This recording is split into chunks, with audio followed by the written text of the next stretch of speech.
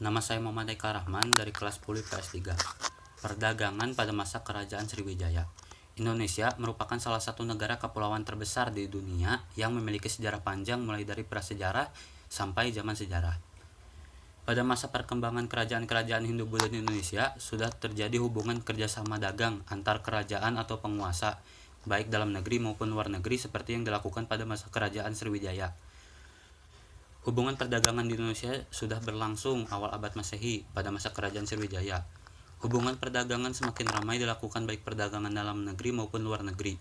Hubungan kerjasama dalam bentuk perdagangan pada masa itu dilakukan karena secara geografis letak Indonesia yang sangat strategis bagi pelayaran perdagangan internasional yang menghubungkan antara wilayah barat dan timur. Dengan demikian, Sriwijaya yang pada masa itu memiliki kestrategisan dalam melakukan kerjasama perdagangan dengan luar negeri. Kerajaan Sriwijaya adalah kerajaan yang bercorak maritim dan memiliki kekuasaan di laut sangat luas sekali, sehingga pada masa itu tidak diragukan lagi apabila Sriwijaya sudah melakukan kerjasama perdagangan dengan luar negeri seperti hal dengan pedagang Arab, India, atau Cina. Kerajaan Sriwijaya merupakan salah satu kerajaan besar di Nusantara yang wilayah kekuasaannya hingga ke mancanegara. Kerajaan Sriwijaya terletak di daerah lintasan pelayaran dan perdagangan antara Asia Timur dan Asia Selatan. Menurut para ahli, Kerajaan Sriwijaya terletak di tepi Sungai Musi, Palembang. Kerajaan Sriwijaya merupakan kerajaan maritim dengan letak yang strategis. Hal ini mendorong para pedagang untuk melakukan kegiatan perdagangan. Kerajaan Sriwijaya juga menguasai dua perairan laut penting dalam perdagangan Nusantara, yakni Selat Malaka dan Selat Sunda. Dengan kondisi itu membuat Kerajaan Sriwijaya menjadi pusat perdagangan di Asia Tenggara. Agama terjadi dalam interaksi antar pedagang di Kerajaan Sriwijaya, yang salah satunya penyebaran agama Hindu-Buddha di Indonesia. Penyebaran itu terjadi karena interaksi antar pedagang dari Indonesia dan pedagang dari India yang banyak penganut agama Buddha. Sriwijaya juga dikenal sebagai pusat agama Buddha, dan dalam catatan Elsing menyebutkan bahwa terdapat banyak pendeta Buddha dan menganut aliran agama Mahayana, sama seperti di India. Dan Sriwijaya adalah kerajaan bercorak Buddha. Di sana pun terjadi beberapa penyebaran agama karena perdagangan tadi. Dan agama yang tersebar pun bukan hanya Buddha, adapun agama Islam yang masuk ke kerajaan Sriwijaya dengan cara yang sama, yaitu melalui perdagangan. Melalui pedagang Gujarat Arab yang menyebar dakwah-dakwahnya. Kerajaan Sriwijaya pun meninggalkan peninggalan yang salah satunya Candi Muara Jambi dan Candi Muara Takus.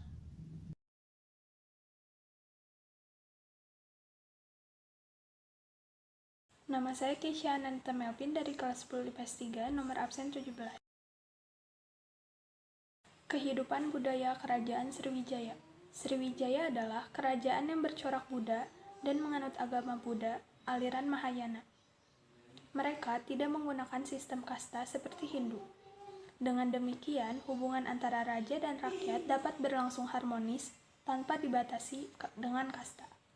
Sebuah masyarakat yang kompleks, berlapis, kosmopolitan, dan makmur, dengan cita rasa nan halus dalam seni, sastra, dan budaya, dengan ritual yang dipengaruhi ajaran Buddha Mahayana, berkembang di masyarakat Sriwijaya. Tatanan sosial mereka yang rumit dapat dilihat melalui studi prasasti, catatan sejarah asing, serta peninggalan candi-candi yang berasal dari periode ini. Kerajaan Sriwijaya telah mengembangkan masyarakat yang maju, yang ditandai oleh kemajemukan masyarakat, stratifikasi sosial, dan pembentukan lembaga administratif nasional kerajaan mereka. Sebelumnya sudah dijelaskan oleh rekan saya Rehan, Sriwijaya juga dikenal sebagai pusat pendidikan agama Buddha. Dalam catatan Ising, menyebutkan bahwa di Sriwijaya terdapat lebih dari 1.000 orang pendeta Buddha. Mereka belajar agama Buddha sama seperti yang ada di India, termasuk peraturan dan upacara-upacara yang dilakukan. Kerajaan Sriwijaya telah menjadikan bahasa Melayu sebagai alat komunikasi para pedagang di kerajaan.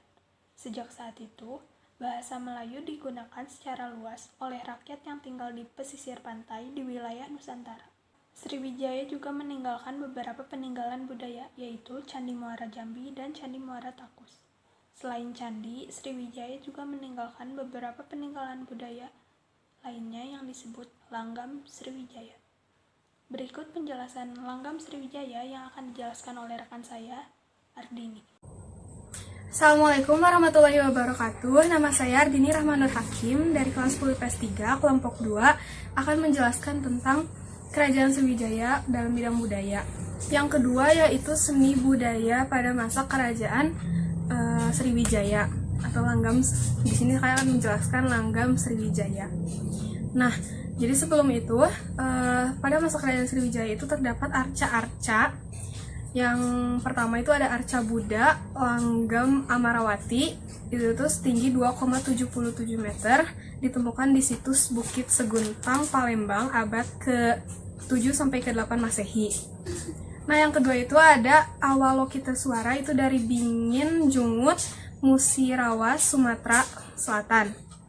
Nah, Langgam Sriwijaya ini abad ke-8 sampai ke-9 Masehi, mirip dengan langgam seni Sailendra Jawa Tengah. Nah, yang ketiga yaitu arca Maitreya dari Komering, Sumatera Selatan. Ini adalah seni Sriwijaya sekitar abad ke-9 Masehi. Nah, yang terakhir itu ada arca Torso Perunggu Bodhisattva Padmapani. Itu langgam Sriwijaya abad ke-8, Chaya Suratani, Thailand Selatan. Nah, arca ini tuh menggambarkan pengaruh langgam Sailendra dari Jawa Tengah. Nah, berikut ini di sini ada gambar-gambar dari keempat arca-arca tersebut. Beberapa prasasti Siddhayatra abad ke-7, diantaranya yang pertama ada prasasti Talang Tuo, itu menggambarkan ritual Buddha untuk memberkati Taman Sri Kshetra. Nah, anugerah Maharaja Sriwijaya untuk rakyatnya.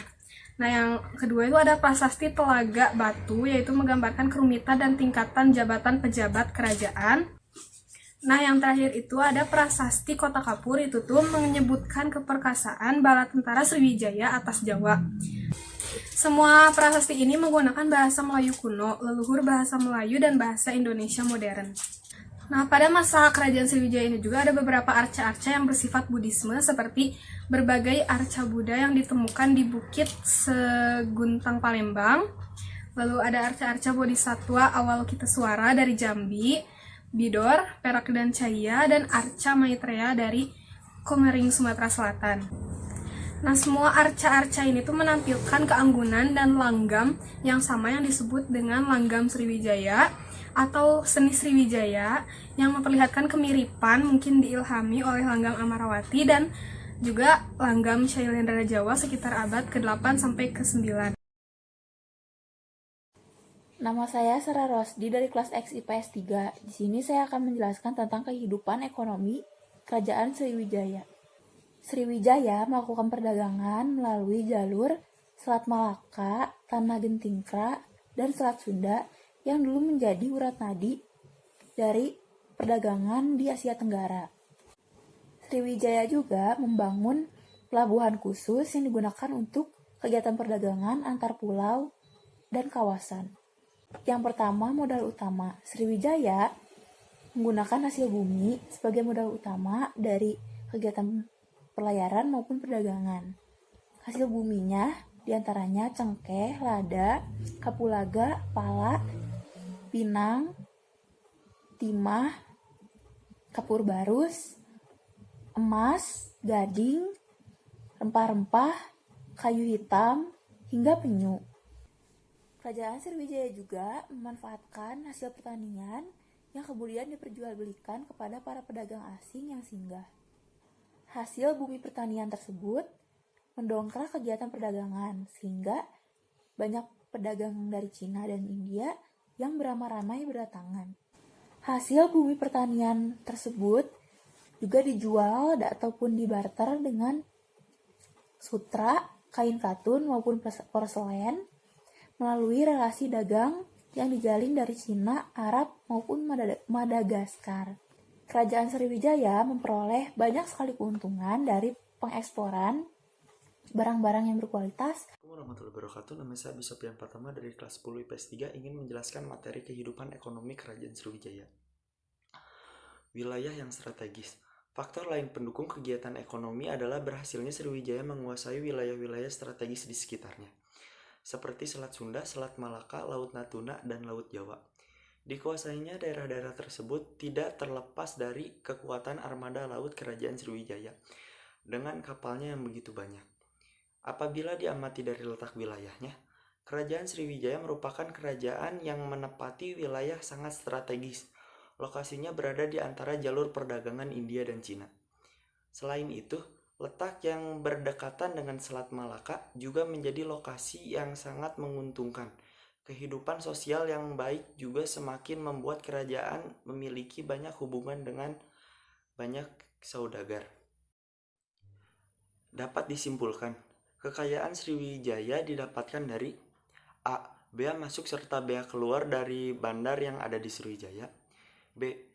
Bea cukai dari semua kapal yang melintas di Asia Tenggara. Pajak juga memiliki peran penting dalam perekonomian Kerajaan Sriwijaya. Kapal-kapal yang berlabuh di pelabuhan Sriwijaya akan dikenakan pajak bea cukai. C. Upeti untuk persembahan raja-raja. D. Hasil perdagangan. Berhasilnya Kerajaan Sriwijaya menguasai jalur perhubungan, perdagangan, serta pelayaran yang ada di Asia Tenggara menjadi hal yang sangat penting bagi pertumbuhan perekonomian kerajaan. Sebab akan banyak kapal asing yang berlabuh untuk menambah bekal makan, air minum, istirahat, serta melakukan berbagai aktivitas perdagangan lain.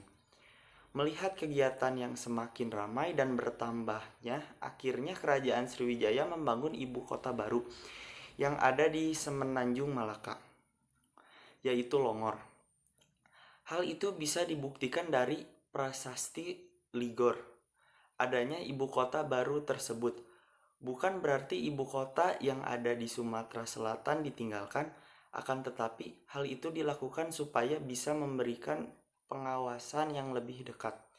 Sekian dari saya. Wassalamualaikum warahmatullahi wabarakatuh.